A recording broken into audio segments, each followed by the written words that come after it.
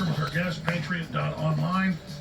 Amazing report on the council, the leadership of the deep state. So, get at all the points you want to make and more into the deep state, but and what they're going to do. But obviously, they already tried to kill Trump once. They're going to try again. Let's just start there and continue on. Well, looking at the recap at the bottom of the hour is for people who are just joining. There's no deep state. There's no new world order, new society as far as the council is concerned. There's only them. There's only their order. Everybody reports to them, and they have control over everybody. One of the downfalls, or one of their vulnerabilities, are whistleblowers, federal whistleblowers. So the city itself, the council, and the inspector general, was set up particularly to have federal whistleblowers, report wrongdoing. So, that was the whole purpose. We had problems with Watergate. We created the CIGI and the council so that people would have some place to go to report corruption. So they've been the sui generis organization for the last 50 years that people are supposed to report corruption and criminal acts, whether they occur in this country or outside our borders or any place in the government. And if you look at President Trump and you look at who he is, he's the greatest whistleblower in history. He walked among them, not with them, but among them. He knows who they are. He knows what they've done. He knows how they work. If he didn't, he does now. But that is a huge threat to them, because in concert with the Supreme Court, the U.S. Supreme Court, and the House Judiciary Committee, they have remedies that they can take to suspend and terminate the actions of the council and break their hold on this country and their extraction of wealth, and they're wielding of power through political people. So if you look at Trump as the greatest whistleblower of all time, and he's coming in, then he would usher in hundreds of other federal whistleblowers that have been crushed financially, removed from their jobs, terminated, in some cases murdered for attempting to have good governance. And one of the things, the premises here is that public service really is the heart of America.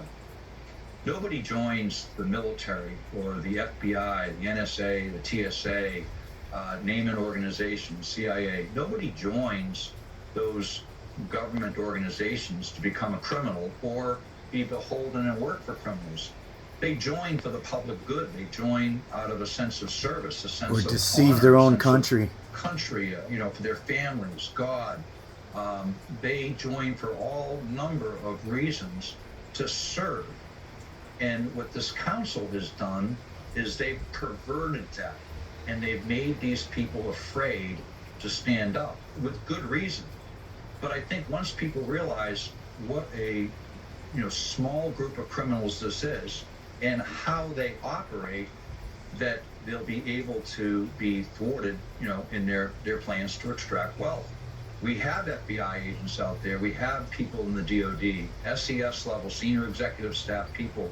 We have former deputies of organizations. We have people that are former members of the IG that have seen this in action and attempted to correct it, but they have no place to go. If you go to the political arm, which is described in the article, and they go to the Senate Oversight Committee, they run right into Chuck Grassley.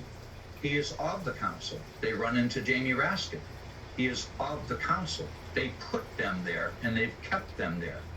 So if they go to the Congress, they're stymied. If they go to the IG and they follow the chain of command, they lose their jobs, they lose their clearances, they lose their homes.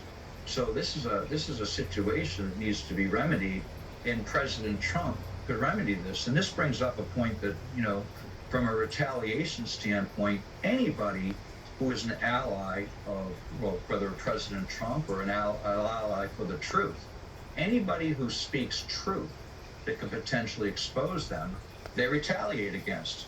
They retaliated against you, Alex. They retaliated against Roger Stone, General Flynn, Christina Baugh, Joe Hawk, Steve Bannon. Steve Bannon's sitting in jail right now.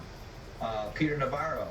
The list goes on, where people who have tried to speak the truth, just the truth, and there is only information. There's no such thing as disinformation or misinformation. Well, I'm going to qualify that. Sure, it's a science that they use, but people should have the discernment to get all their information. It was the subject of Elon Musk's talk last night with President Trump and some of his interviews where he said, look at this, I need to put information out. Alex Jones, would you Yeah, put there's out his information, and people can make their own decision. Absolutely. But when you do that, they retaliate. They went after you. They've gone after you. 10 different ways from Sunday. They went after Roger Stone, and by eviscerating, what they do is that strategy is called isolate, contain, and destroy. Their strategy, and to anybody who gets in their way, is isolate, contain, and destroy. I don't care if you're the president of the United States or the president of another country. No, I agree, and that's their admitted plan. I heard the CIA and the FBI ran their attack on me. They even admitted, they didn't even hide it because they're very arrogant. So they can't be happy now. I know you're saying they've got ice water in their veins, but they can see the whole world's turning against them. They can't be pleased right now. No, I think that there's an awakening amongst a large part of the population. There's still part of the population that wants to keep their blue pill. They building their own cages. I mean, people who haven't had any diversity, everything's going well for them. A big part of what I do is a matter of faith, and faith in God, and faith in Christ, and I do what and Absolutely. Actually faith in people. I have a lot of faith in people, and I think when people look at this, they. By the way, interrupting, that's key. I've always said I'm betting on humanity. I believe people overall are going to strong and don't want to be slaves. And I think we're seeing that happen. The globalists have bet against humanity. Absolutely, that is absolutely on target. It's a very small group of people that spread a whole lot of evil around. But I believe that 90% of people agree in 80% of things. And in the writings and the things that we do and the election integrity efforts we've run, we take great pains not to denigrate Democrats. Because this isn't a Democrat-Republican problem. This is an American problem. And the Democrats, people who vote as Democrats, and people who vote as Republicans, what they don't realize, the top echelons of the GOP and the DNC, same group. Corporate interest. Say again? Same group. I mean, at the top, it's not about It's the Democrats. same. It's a uniparty, and they represent their own interests, and they don't necessarily represent theirs. There was a great case for this for the Democrats that are listening. I don't know how many are in your audience, but for the Democrats that are listening, after Hillary Clinton was installed, a group of people that were supporters of Bernie Sanders filed a case, and it was Wilding versus the DNC and Wasserman at the time. And what they did is, if you boil the case down, what the DNC said is, we can do whatever we want. It doesn't matter if Bernie Sanders won. If we want to install Hillary Clinton, we can. And back when they killed Seth Rich, that was up for debate, it was true. Now they just totally put Biden in, get rid of him, put in Kamala. Now it's all out in the open. So isn't that the good news, as we force them out in the open? So you just made, you're faster than me at making a point, Alex. Thank God. But what the Democrats need to look at here, and Republicans, they need to look at how they're being manipulated. Did any Democrat get a choice of Hillary Clinton? No. I mean, Bernie Sanders won the primary, not Hillary.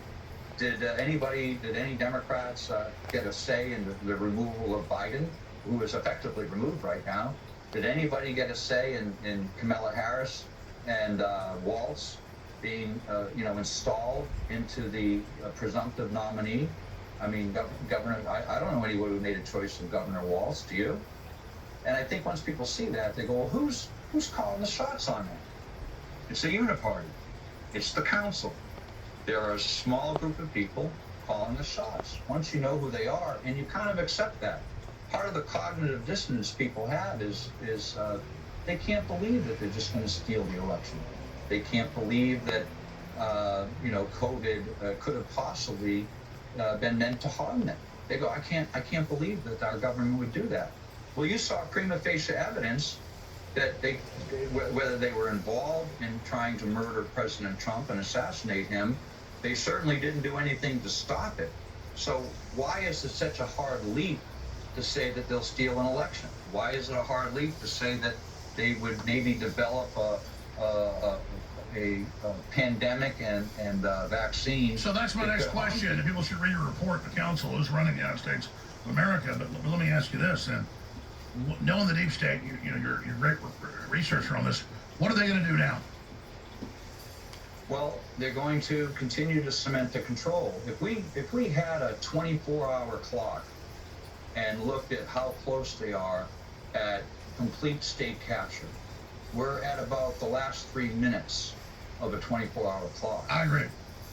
They have subverted the entire government. They have subverted or they've captured our schools. They've captured our economy. They've captured our law enforcement. They've denigrated our churches. They've personally been behind defund the police. They've been involved in opening the borders. And they're so confident because they think we don't know. Look at this video of these people. These are criminals. I mean, they all are all in on it. They think it's funny. They do.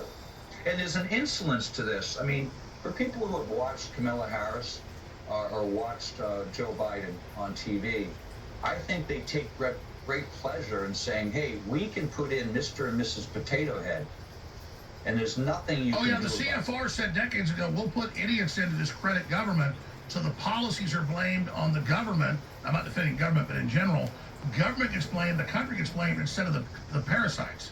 They know exactly what they're doing. So that is the illusion of choice. Well, we're going to have an election, but we're not going to let you see how we count it. We're taking the election, they've centralized our elections as an example. This is just one object of many.